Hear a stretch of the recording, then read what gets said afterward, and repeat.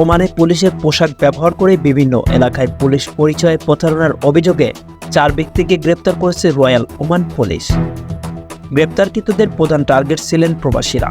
বৃহস্পতিবার দেশটির প্রথম সারে একটি গণমাধ্যমে পুলিশের বরাতে এ তথ্য নিশ্চিত করা হয়েছে।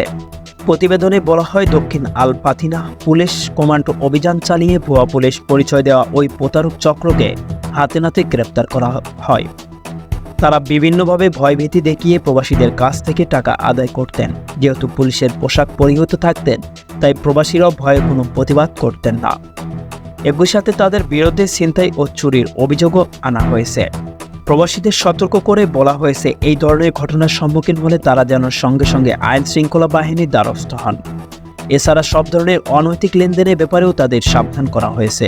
যদিও ওমান পুলিশ পরিচয়ে প্রবাসীদের টার্গেট করে প্রতারণার ঘটনা এটাই প্রথম নয়।